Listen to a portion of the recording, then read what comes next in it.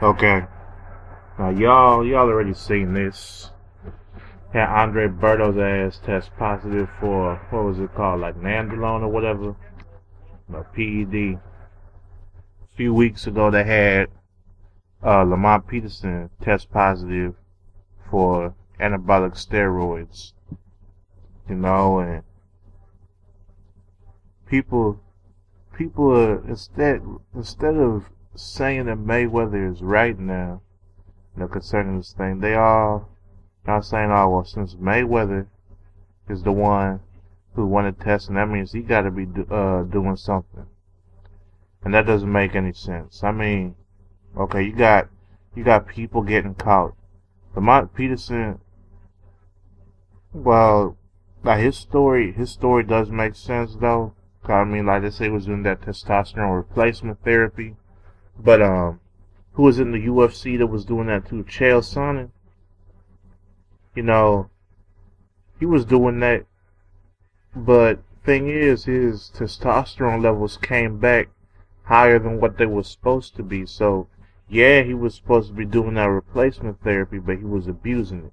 And the thing is that what the case with Amir Khan was? I don't know if that's what the case was, or they just detected it and said, okay, he's on anabolic steroids. That's it.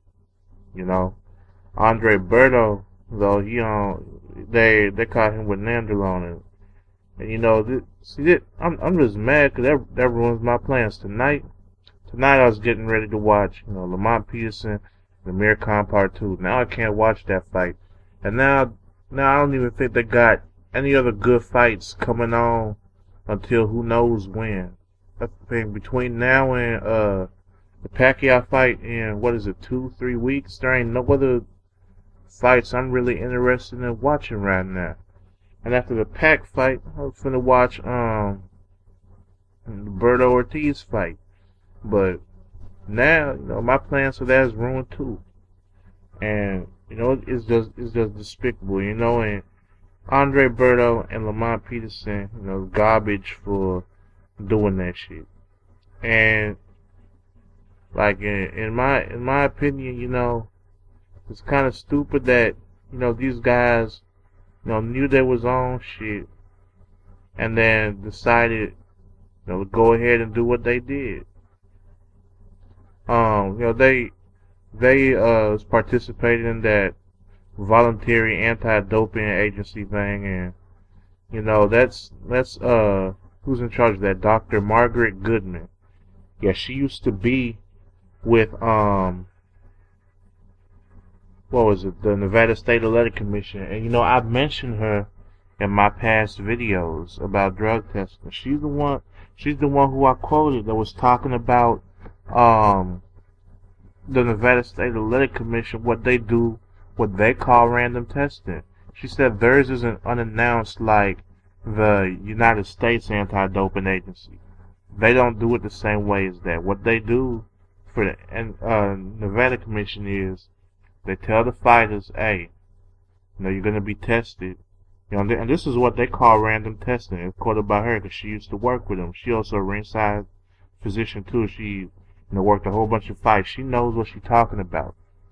And this is how she said they do random testing. Remember, they don't test blood, it's just urine. Their random testing is they tell you you're being tested, and then you got 48 hours, 2 days to show up.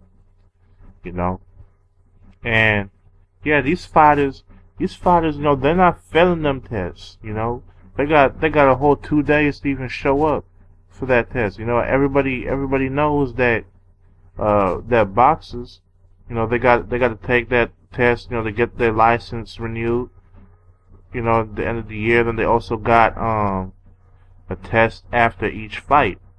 And they also like if it's a title fight, they do a test before and after the fight. Now, thing is, that's just gonna be what, 2 to 5 times a year that they get tested, depending on whether or not they have a title fight and how many fights they have. Because a fighter has 1 to 3 fights a year, unless it's like some dude in the amateurs when they might fight 3 to 5 times a year maybe. depending on whether or not they're just going through people like Mike Tyson was, you know. And and it's funny to me that people are talking about Floyd. I mean, okay, since just between his fight with Mosley and Victor Ortiz in the past 2 years, just between those two fights, he's done combined total of he's been tested a combined total of 27 times between blood and urine testing, and then you add in what the testing he had to do for his fight with Cotto, which is going to be between 10 and 15 different tests. That's about 40 different drug tests he's had to take in the last 2 years. And about 40. That's about 20 to 8 times more than what the other fighters is not who's not doing this type of test. It's 2 to 20 times, not 2 to 20, but 8 to 20 times more than the testing they've done. And it's random at that. And now what's funny is, people instead of supporting Floyd, they're saying that he must be on something. And I bet you, since Andre Ward said he wanted to be the first fighter besides Floyd to start doing random testing like that for his fights, and he said even if his opponents don't do it, he still want to get tested too. I bet you people gonna start saying that Andre Ward on something too because of that. And they got some people talking about that the anti-doping agency USADA said they don't do the CIR test or whatever whenever they're doing drug tests unless they find a certain amount of something whenever they do a test. And that was Victor Conk, the Balco dude, who said that. And, there's some people who eating that up. But USADA released a statement saying that that's not true. They do it for all the tests. That they do that in all the tests. That they don't. That would be stupid to wait until something's at a certain amount before doing it. They said they do that all tests regardless. So anybody listening to that, stop listening to that. It's not right. But this whole drug testing thing of this doping, there's cheating going on in boxing. It ain't cool. It's ruining fights, and it's tainting the sport. Oh wait, there is an interesting fight going on. May 26th, next Saturday. Lucian Boot, Carl Froch. I was looking forward to that. Hopefully neither one of them get caught with a PED. If one of them get caught with a PED, I will be pissed off. I will be pissed off at this. And say that it's getting ridiculous how the Nevada Commission just looking real bad lately. I mean, Nazim Richardson is catching stuff wrong with fighters' gloves and hand wraps that they should be able to see. During that Margarito fight a couple of years back, notice Margarito's hand wraps was wrong. Then just now on that Shane Mosley versus Alvarez on the undercard of Mayweather Cotto, notice that Alvarez's glove had like the wrong leather, had like a sharp tip on the point that could be cutting up, that could be causing cuts and shit. Nazim Richardson noticed that, and the Nevada Commission ain't. That's just sad. They're supposed to be, they're the main commission that's handling these rules and regulations and stuff for boxing. I think they're doing it. They do for UFC too. I think. I don't pay too much attention to UFC, but I think they handle that too, and they're not noticing this.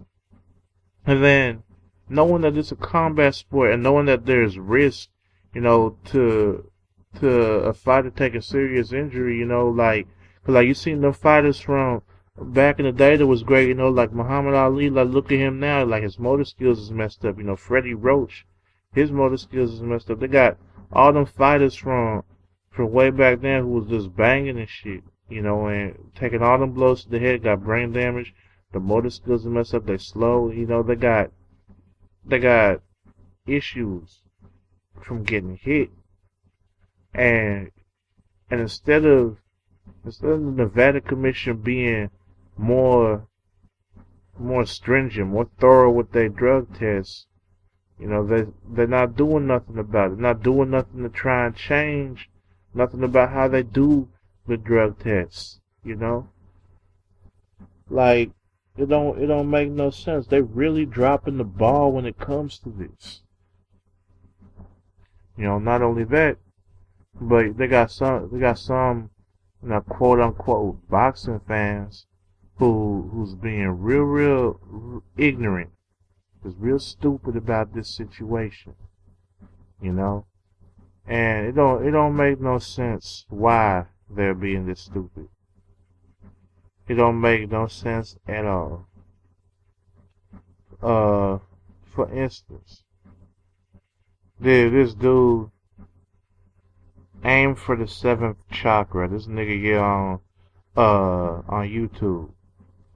He commented on my video about Lamont Peterson and testosterone that I did, last week. And this guy is one of the prime examples of, the stupidity going on with boxing fans. Like, this dude come on talking about black people have no loyalty among one another. I'm like, are you serious? Like, he's like, the only thing you can count on is them being loyal to the master. Like, what does that have to do with this at all? He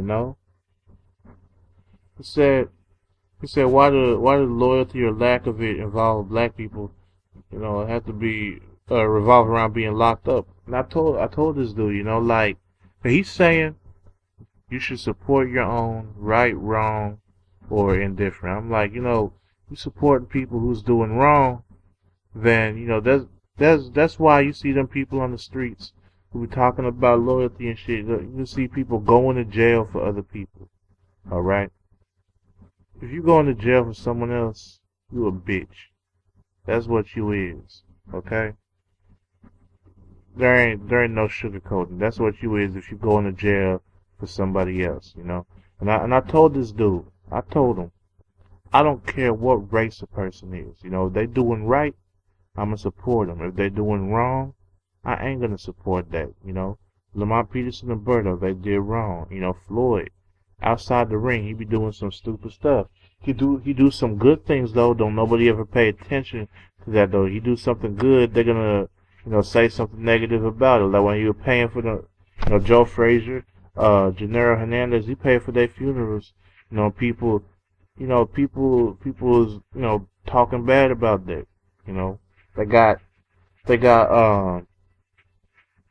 what was it he did?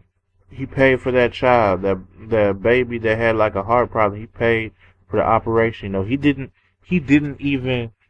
report it. It was his assistant. What's the dude's name? Was his first name David? I know his last name Levy or whatever.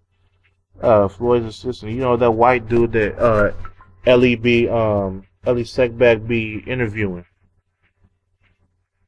Like this. That's something Floyd didn't even report. He didn't even come out and make that public, though. They got the story from him.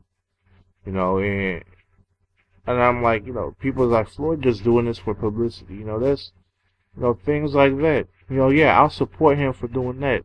Like the whole issue, he going to jail June 1st for allegedly beating his baby mama, like something like that.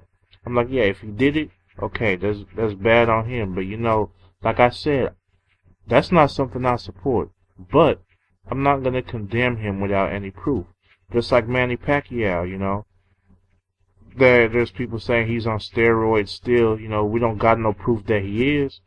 And I'm like, Pacquiao, the only thing they got on Pacquiao is he says he's innocent. He says he's not taking steroids, but instead of being okay with random testing, he's gone ahead to sue and, demand a cutoff for random testing. And as of February, he still wants that cutoff. But, anyway, this is just something for y'all to think about. I'm out for now.